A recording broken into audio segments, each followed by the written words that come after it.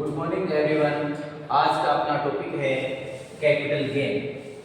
Unit number 3 में अपन start करेंगे capital gain. इससे पहले हमने जो हेड किए हैं वो सैलरी हेड किया है, हाउस प्रॉपर्टी कंप्लीट की है, बिजनेस एंड प्रोफेशन कंप्लीट किया है। ये कंप्लीट हो चुके हैं 3 हेड, फर्स्ट सेकंड और थर्ड। और फोर्थ हेड अपना ये है कैपिटल गेन का। स्टार्टिंग में अपनी जो हेड की काउंटिंग की थी उसमें 5 हेड कंप्लीट करने हैं। तो आज हम जो स्टार्ट कर रहे हैं वो capital gain head number 4 start कर रहे हैं जो यूनिट नंबर 3 में है। तो इसमें अपने को क्या लेना है, कैपिटल का मतलब होता है जो आपकी प्रॉपर्टी है, उस प्रॉपर्टी को बेचने से जो प्रॉफिट होता है उसकी कैलकुलेशन हम यहाँ करेंगे। जैसे लैंड, बिल्डिंग, ठीक है, गोल्ड, शेयर्स, डिवेंचर, बॉन्ड, ये जो भी आपके पास प्रॉपर्टी है उसको सोल्ड आउट करने से जो बेनिफिट होता है वो हम इसमें काउंट करेंगे कि उससे आपको कितना बेनिफिट हुआ है। देखिए सैलरी हेड में इससे पहले मैं ये जो हेड लगाए थे इसको थोड़ा रिपीट कर रहा हूँ। सैलरी हेड है जो अंडर सेक्शन 16 में आपने कैलकुलेट किया था। इसमें आपको बताया था कि जो सैलरी पर्सन है वो टैक्स पेमेंट करेंगे इसके अकॉर्डिंग। दूसरे में आपने हाउस प्रॉपर्टी बताया था, इसमें आपने बताया था कि जो आपका हाउस है और उसको आपने रेंट पर दिया है और उससे जो आप अर्निंग करते हो वो हाउस प्रॉपर्टी में आएगा, ठीक है। तीसरा हेड आपने बनाया था बिजनेस एंड प्रोफेशन, जो बिजनेस करने वाले हैं या प्रोफेशन में है, चार्टर्ड अकाउंटेंट, डॉक्टर, वकील, उनसे रिलेटेड क्वेश्चन के थे वो बिजनेस प्रोफेशन में आते हैं, ठीक है। अब कुछ व्यक्ति ऐसे हैं जो आप ये तीनों एक्टिविटी नहीं करते हैं और वो लाखों रुपए करोड़ों रुपए अर्न करते हैं। आपने कहा कि आप पे टैक्स लगेगा, उन्होंने कहा कि हमने न तो हम सैलरी पर्सन है, न हमने मकान किराए पर दे रखा है, न बिजनेस करते हैं। किस हेड के अकॉर्डिंग आप टैक्स लगाओगे? एक व्यक्ति है मिस्टर राम, इसने क्या किया है, लैंड का एक टुकड़ा था उसको 1 करोड़ में बेच दिया। कितने बेच दिया? 1 करोड़ में। बेनिफिट हुआ है उसको 1 करोड़ का। आपने कहा कि तेरे पास इनकम आई 1 करोड़, टैक्स लगेगा। उसने कहा किस बात का टैक्स, मैं तो बिजनेस थोड़ी कर रहा हूँ, मैं तो मेरी प्रॉपर्टी बेची है, बिल्डिंग बेच दी मैंने, ठीक है, प्लांट बेचा है, गोल्ड बेचा है, शेयर्स बेचे हैं, बॉन्ड बेचे हैं और इससे उसे तो अर्निंग हुई है। आप कहोगे आपका टैक्स लगेगा, उसने कहा यार मेरी प्रॉपर्टी बेच रहा हूँ इस पर, तो ये आप कहोगे उसको कैपिटल गेन हेड के अकॉर्डिंग तेरे को टैक्स देना पड़ेगा। इसमें बड़ा सेक्शन लगते हैं अंडर सेक्शन 54, ये इसमें डिडक्शन के लिए अवेलेबल है। तो इसमें कैपिटल और गेन, कैपिटल का मतलब आपकी प्रॉपर्टी और गेन का मतलब क्या होता है, प्रॉफिट। आपकी प्रॉपर्टी बेचने से आपको कितना बेनिफिट हुआ उस पर आपको टैक्स देना पड़ेगा, ठीक है। तो उसने 1 करोड़ की बिल्डिंग बेची है, ठीक है। अब आपको बोलेंगे 1 करोड़ की अर्निंग हुई है, टैक्स देना पड़ेगा। उसने कहा कि ये पूरी 1 करोड़ हुई है मैंने, तो आपको ठीक है कितने में परचेज की? इसने कहा मैंने परचेज तो की है 50 लाख में। कितने में की है? 50 लाख। तो गेन कितना हुआ? 50 लाख। कम कर देते हैं, फिर भी कितने रह गए? 50 लाख उसको टैक्स देना पड़ेगा। ये गेन का मतलब क्या है, लाभ कितना हुआ, ठीक है। आपने वो एक बिल्डिंग खरीदी थी, ये खरीदी थी आपने 20 लाख में और आज उसको आप बेच लो वो 1 करोड़ में बेच दिए। तो फ्लैट खरीदा था, ठीक है, नोएडा में। हमने कहा कि 1 करोड़ रुपए अर्निंग की है, टैक्स देना पड़ेगा। आपने कहा साहब ये मैंने खरीदे हैं तो इसमें मेरे पैसे खर्च हुए। तो हमने आपसे पूछा कि कितने में खरीदा था? आपने कहा 20 लाख में खरीदा था, ठीक है। तो हमने 20 लाख में से कम कर दी, 80 लाख 1 करोड़ है क्या? 1 करोड़ है तो 80 लाख का वो टैक्स देना पड़ेगा। उसने कहा कि साहब ये जो मैंने खरीदे थे, ये खरीदे थे मैंने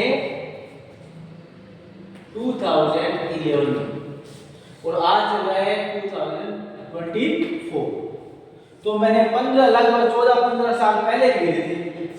आप तो डायरेक्टली क्या कर रहे हो, 1 करोड़ में से 20 लाख खरीदे, 20 लाख कम कर दिए और आप कह रहे हो कि 80 लाख का अर्निंग हुई है।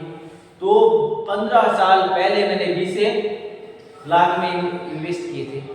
आज उसकी वैल्यू कितनी है वो अपने को यहाँ पर इंडेक्स बताएगा। वो बताएगा कि उस 20 लाख की आज वैल्यू कितनी है। तो हमें इसमें एक इंडेक्स सिस्टम दे रखा है जो प्रेजेंट वैल्यू अपने को बताएगा कि उस 20 लाख की आज वैल्यू कितनी है। ये नहीं कि हम आपको इसमें से लेस करेंगे, इसको हम कन्वर्ट करेंगे, इंडेक्स लगाएंगे इस पर, और इंडेक्स लगाने के बाद ये इसके 1 करोड़ के लमसम में आ जाएगा, उसके अकॉर्डिंग अपने को ये टैक्स देना पड़ेगा। ठीक है, तो इसके लिए अपने को 2 पॉइंट समझने हैं कि यहाँ पर एक तो मिलेगा आपको शॉर्ट टर्म कैपिटल गेन और एक मिलेगा आपको लॉन्ग टर्म कैपिटल गेन। ठीक है, एक क्या मिलेगा, लॉन्ग टर्म कैपिटल गेन। ये 2 बातें आपको समझनी पड़ेगी जब चैप्टर समझ में आएगा। ठीक है, तो अभी तक जो मैंने आपको समझाया उसमें क्या होता है, कैपिटल गेन क्या होता है, जो आपने अपनी प्रॉपर्टी को सोल्ड आउट किया उससे जितना बेनिफिट होता है उस पर टैक्स देने को कैपिटल गेन कहते हैं। कैपिटल का मतलब आपकी प्रॉपर्टी और गेन का मतलब प्रॉफिट। प्रॉपर्टी को बेचने से कितना बेनिफिट हुआ है वो हम चेक करेंगे, उस पर टैक्स के दायरे में आएंगे। क्लियर, ये कैपिटल गेन में है। इसमें 2 प्रकार के गेन होते हैं, एक तो होता है शॉर्ट टर्म कैपिटल गेन और एक होता है लॉन्ग टर्म कैपिटल गेन। 2 तरीके का होता है। तो उसके लिए अपने को नॉर्मल ही पता होना चाहिए कि लॉन्ग टर्म शॉर्ट टर्म होते क्या है। तो पहले मैं प्रॉपर्टी के बारे में बात करता हूं, फिक्स एसेट्स के बारे में बात करता हूं, जैसे लैंड, बिल्डिंग, प्लांट, मशीन, ये लेते हैं बस। इसको आपने सोल्ड किया है, इसकी बात कर रहा हूं मैं।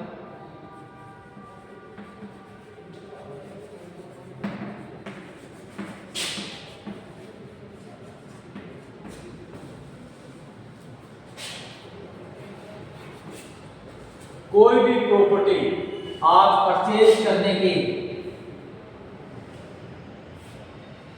3 वर्ष के अंदर अंदर ही सोल्ड कर देते हो और उससे जो बेनिफिट होता है वो तो होता है शॉर्ट टर्म। ठीक है, लेस देन 3 ईयर यदि आपने उसको सोल्ड कर दिया तो बेटा उसको तो बोलते हैं शॉर्ट टर्म, और 3 वर्ष के बाद सोल्ड कर रहे हो तो उसको क्या बोलते हैं, लॉन्ग टर्म। तो ये तो है लेस देन का काम, ईयर। ये है मोर देन ईयर। बस इतने से बात ध्यान रखनी है कि कोई भी प्रॉपर्टी, इफ एनी प्रॉपर्टी आपने परचेज किया, उस परचेज की डेट से, एक्विजिशन की डेट से सोल्ड करने की डेट आप देखेंगे, वो यदि अबव 3 ईयर है तो वो लॉन्ग टर्म में चली गई, और 3 वर्ष से कम है शॉर्ट टर्म में चली गई।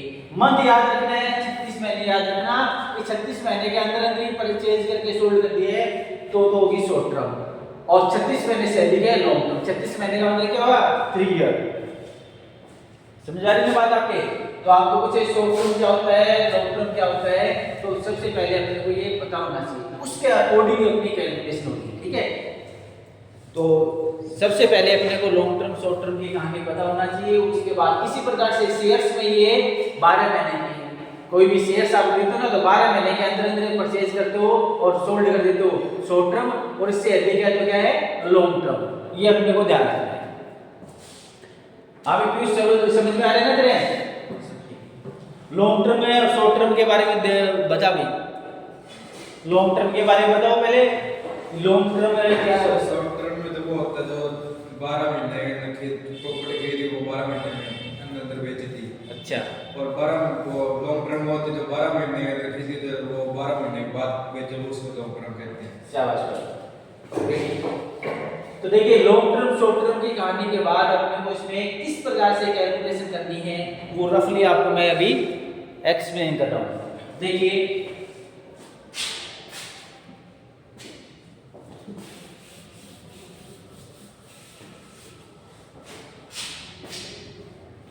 आपको सबसे पहले सेलिंग प्राइस देखनी है, कितनी भी प्रॉपर्टी बेची है। जैसे आपने 10 लाख की प्रॉपर्टी बेची है वो लिख देना, लेस कॉस्ट ऑफ एक्विजिशन, खरीदने की कितनी कितने में परचेज किए वो लिख देना, 2 लाख में किए। वैल्यू कितने, 8 लाख। कोई ट्रांसफर एक्सपेंसेस है तो ट्रांसफर एक्सपेंसेस लेस कर देना, ठीक है। और इसके बाद शॉर्ट टर्म लॉन्ग टर्म की कहानी आई, ठीक है। तो ये शॉर्ट टर्म है, लॉन्ग टर्म है, उसके अकॉर्डिंग ये फॉर्मेट अपने को बनाना है। समझ वाली बात आपके। लॉन्ग टर्म है अलग तरीके से कैलकुलेशन होगी, शॉर्ट टर्म है अलग तरीके से कैलकुलेशन होगी। लॉन्ग टर्म में क्या होता है, इंडेक्स लगता है, ठीक है। लॉन्ग टर्म में क्या लगेगा, इंडेक्स नंबर लगेगा, और शॉर्ट टर्म में कोई इंडेक्स नंबर चार्ज नहीं किए जाते हैं, ठीक है। शॉर्ट टर्म में तो हम डायरेक्टली बताएंगे कि आपने परचेज कितने में की, सोल्ड कितने की है, ट्रांसफर एक्सपेंसेस कितने हैं, वो लेस कर देंगे और शॉर्ट टर्म की कैलकुलेशन आ जाएगी। लॉन्ग टर्म में हम क्या करेंगे, सेल कितने में सेल के उसमें से कॉस्ट ऑफ एक्विजिशन में इंडेक्स लगाएंगे, और इंडेक्स लगाने के बाद कितनी वैल्यू आएगी उस पर हम देखेंगे ट्रांसफर एक्सपेंसेस कितने, इंप्रूवमेंट कितनी की है। जैसे आपने बिल्डिंग परचेज की थी, उस बिल्डिंग पर आपने हाउस रेजिडेंशियल हाउस बना दिया है, 1 मंजिल 2 मंजिल बनाए, उस पर कितना खर्चा किया है उसकी पूरी कैलकुलेशन करेंगे, उस पर इंडेक्स लगाएंगे, फिर सेलिंग प्राइस को लेस करेंगे, और लेस करने के बाद आएगा आपका कैपिटल गेन। तो ये लॉन्ग टर्म शॉर्ट टर्म की कैलकुलेशन करनी है। बिल्कुल ये आसान सा चैप्टर है, आप सभी आसानी से कर सकते हो। तो आज की अपनी जो वीडियो है उसमें अपने को ये पता होना चाहिए कि ये कैपिटल गेन क्या होता है, कितने टाइप का होता है, शॉर्ट टर्म लॉन्ग टर्म होता है, लेस देन 3 ईयर है तो शॉर्ट टर्म होता है, less than more than 3 year है तो लॉन्ग टर्म होता है, ठीक है। परचेज की डेट और सोल्ड की डेट की बात कर रहा हूं मैं। परचेज की डेट और सोल्ड की डेट में कितने महीने का अंतर है, 36 महीने से ऊपर चला गया है तो लॉन्ग टर्म, 36 महीने से कम रह गया है तो शॉर्ट टर्म। ये है प्रॉपर्टी के मामले में। शेयर्स के मामले में ये 1 ईयर होता है। शेयर से जो आप परचेज करते हो सोल्ड करते हो उसमें ये 3 वर्ष नहीं होता है, कितना होता है 1 ईयर। शेयर्स खरीदे 1 साल के अंदर बिके शॉर्ट टर्म, और 1 साल के अधिक में आप बेच रहे हो लॉन्ग टर्म। इस तरीके से अपने को ये प्रोसेस है अप्लाई करनी है। ये कैपिटल गेन में अपने को ध्यान में रखना है, ठीक है। तो आपको पूछेंगे कैपिटल गेन में क्या आता है, तो कोई भी व्यक्ति अपनी पर्सनल प्रॉपर्टी को जो उसके नाम से है उस प्रॉपर्टी को यदि सोल्ड करता है और बेनिफिट होता है वो उसमें आएगा, इसलिए इसका नाम क्या रखा गया है, कैपिटल गेन। कैपिटल गेन का मतलब है उस व्यक्ति के ओनरशिप में है, उस व्यक्ति के नाम से वो प्रॉपर्टी है, उसको जो बेचता है खरीदता है वो इसमें आएगा, ठीक है। जैसे आपने कोई मकान किराए पे ले रखा और आप कहोगे इसको आपने बेच दिया, भाई आप उसके ओनर ही नहीं हो, ठीक है, इसलिए वो कैपिटल गेन में आपको काउंट नहीं करनी है। आपको यहाँ पर वैसे ध्यान ये रखना है, कैपिटल का मतलब है ओनर्स कैपिटल। आप उसके ओनर हो, उसको आपने सोल्ड कर दिया है, ठीक है। इसमें लगभग सभी प्रॉपर्टी आती है, वो प्रॉपर्टी नहीं आती है जो बिजनेस में यूज की जाती है। जैसे कोई मकान है वो आपने बिजनेस में यूज कर दिया है तो वो प्रॉपर्टी की डेफिनेशन से गायब हो चुका है, ठीक है। तो जो भी बिजनेस से रिलेटेड ट्रांजैक्शन है वो नहीं आएंगे और सभी प्रॉपर्टीज में शामिल कर दी जाती है, ठीक है। कुछ इसमें अपवाद भी है, जैसे वस्तु में भी अपने को देखना है, गोल्ड आता है, पहनने के कपड़े, खाने पीने के बर्तन है, आभूषण है, घरेलू इलेक्ट्रॉनिक आइटम है, ये प्रॉपर्टी में शामिल नहीं किए जाएंगे, ठीक है। तो ये सभी अपने को ध्यान में रखकर इसकी कैलकुलेशन करनी है। और अब आपको शॉर्ट टर्म कैपिटल गेन और लॉन्ग टर्म कैपिटल गेन की कैलकुलेशन कैसे की जाएगी नेक्स्ट क्लास में देखेंगे। Thank you.